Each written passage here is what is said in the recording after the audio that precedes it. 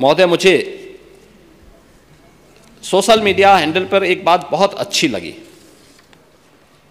एक सज्जन ने इस बात को कहा और उसने जो लोग महाकुंभ का विरोध कर रहे थे उनके बारे में उसने बहुत सटीक टिप्पणी की। उन्होंने कहा कि पिछले 1.5 महीने में आप वामपंथियों, समाजवादियों की बाल खगाल लीजिए, महाकुंभ को लेकर के विश्व भ्रमण के अलावा कुछ नहीं दिखेगा।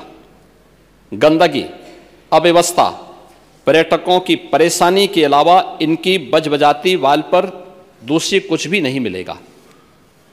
लेकिन इन सब से इतर धरातल पर इनकी बजबजाती विचारधारा का कोई असर नहीं है।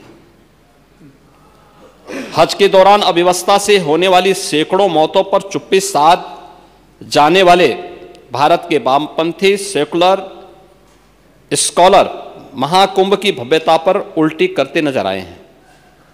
हर बार इनकी कोशिश महाकुंभ को बदनाम करने और फेल करने की रही, लेकिन ऐसे तमाम लोगों की मंशा को दरकिनार करते हुए करोड़ों लोगों ने आस्था की डुबकी लगा करके इनके जले पर नमक छिड़कने का ही काम किया है। उन्होंने आगे लिखा है कि महाकुंभ के दौरान दुखद हादसा हुआ, इसके बाद भी आस्था और विश्वास तमाम परेशानियों पर भारी पड़ी। तीर्थयात्री समस्त परेशानियों और मुश्किलों का पहाड़ चढ़कर भी प्रयागराज महाकुंभ पहुंचे, वहां से स्नान कर खुशी खुशी वापस लौटे। रिश्तों के जटिल समीकरण का परिभाषा गढ़ता महाकुंभ अब समारोह की ओर है, लेकिन यहां से निकला संदेश हर सनातन के मन में अमिट छाप छोड़ गया है। जो वर्षों तक लोगों की बदकही और कहानियों में जीवंत रहेगा। हर तरफ अपनी मां और बुजुर्गों को महाकुंभ में अनाथ छोड़ देने वाले बेटे रहे हों, तो दूसरी तरफ अपनी सास को पीठ पर उठाकर कुंभ स्नान कराने वाली बहू भी रही है। लेकिन सनातन विरोधियों को नजर केवल गंदगी पर पड़ी। मैं अध्यक्ष महोदय वह चित्र लेके आया हूं। ये देखिए, एक बहू है, अपने सास को पीठ पर लाद करके जा रही है महाकुंभ स्नान करने के लिए।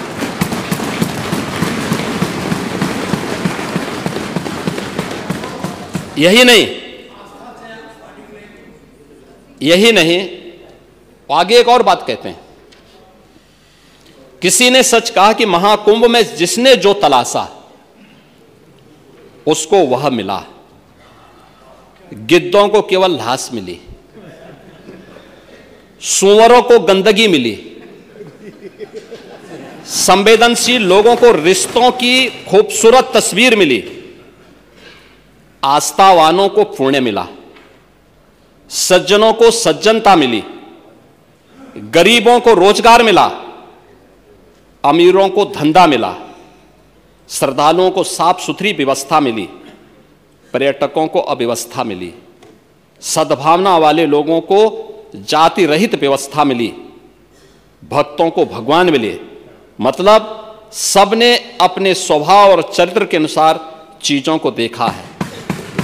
एक ही घाट पर सभी जाति वर्ग के तीर्थयात्री स्नानार्थी बिना किसी भेदभाव के नहाते रहे। सनातन की सुंदरता आखिर समाजवादी और वामपंथियों को कैसे नजर आएगी? लेकिन इनके द्वारा लगातार किए जाने वाले प्रश्न इनकी नियत को ही संदेह के दायरे में खड़ी करती है। महोदय, ये टिप्पणी अचानक नहीं है। ये टिप्पणी भारत की टिप्पणी है, भारत की भावनाओं की टिप्पणी है। और जो स्वयं कुछ कर नहीं सकते थे, जिन लोगों ने अपने समय में इस पूरे आयोजन को अव्यवस्था और भ्रष्टाचार का शिकार बनाया था, आज वे महाकुंभ पर इस प्रकार की टिप्पणी करके भारत की भावनाओं के साथ ही खिलवाड़ करने का काम कर रहे हैं।